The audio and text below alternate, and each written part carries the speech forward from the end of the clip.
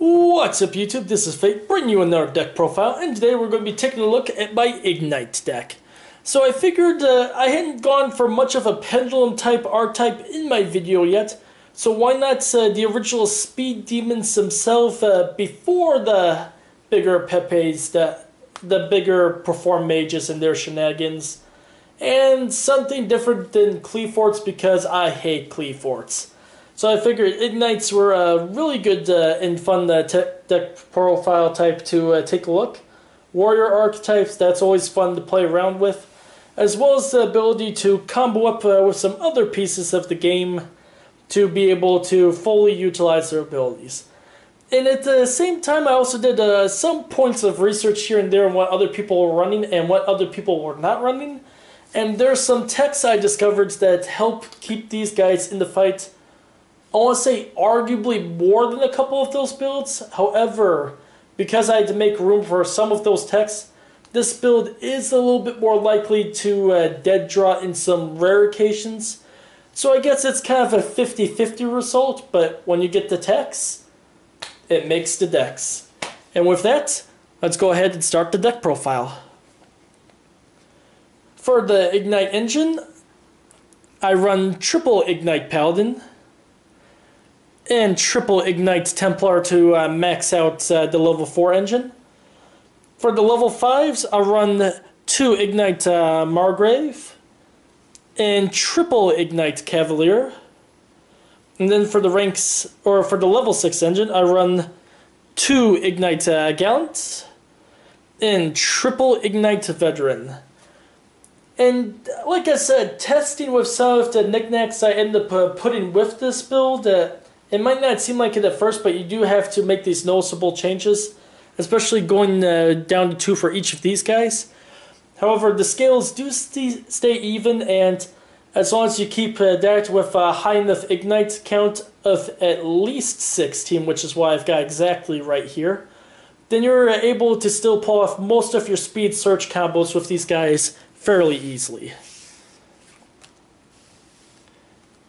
For the remaining monster lineup, since obviously we are playing speedy Igknights, of course we have to run the triple Royal Magical Library.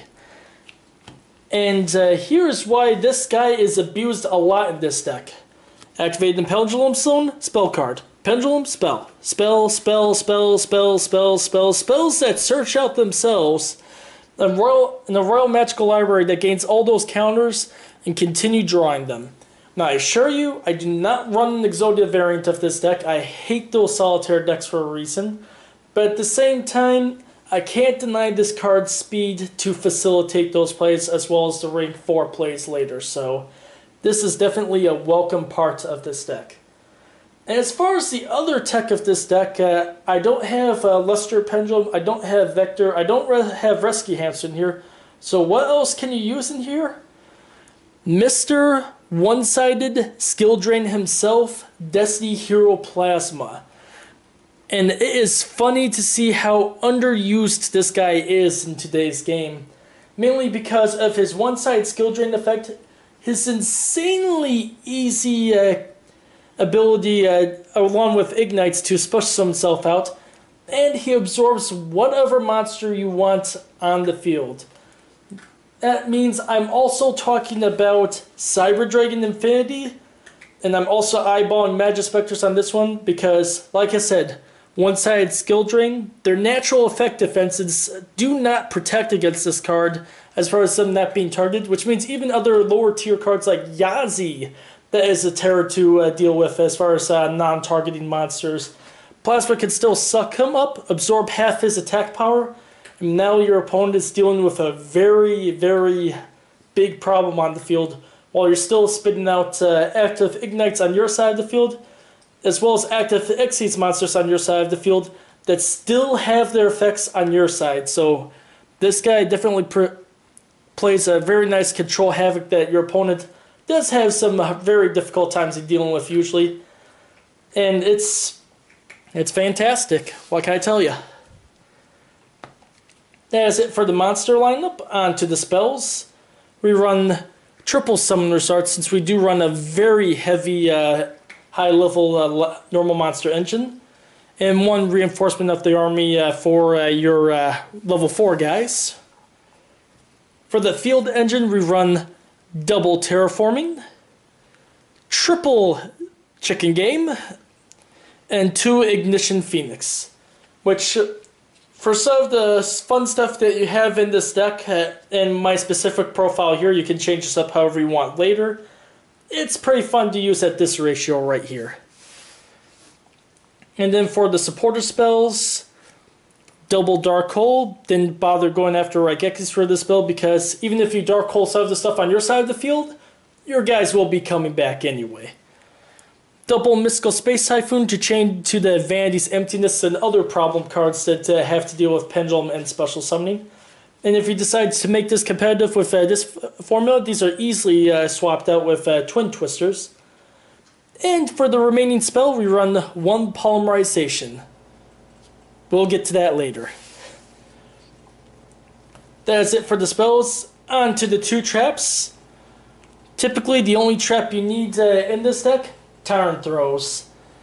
And with this build, it is very easy to tribute off 2 normal monsters to activate this card. And then your opponent just has all sorts of problems of getting anything on the field. This usually locks up all you need. With the proper support, of course. That's it for the main deck. On to the extra deck. For the normal rank forecast, we run 1 Castel, 1 Dark Rebellion, 1 Diamond Dire, 1 Honorarch, 1 Emerald, 1 Blackship, and I don't care what other people say, Cowboy's still relevant for those surprise pushes to make life hard on your opponent. And for the specific rank 4 of this deck, 1 number 86, Heroic Champion, I'm not going to pronounce his name, just call him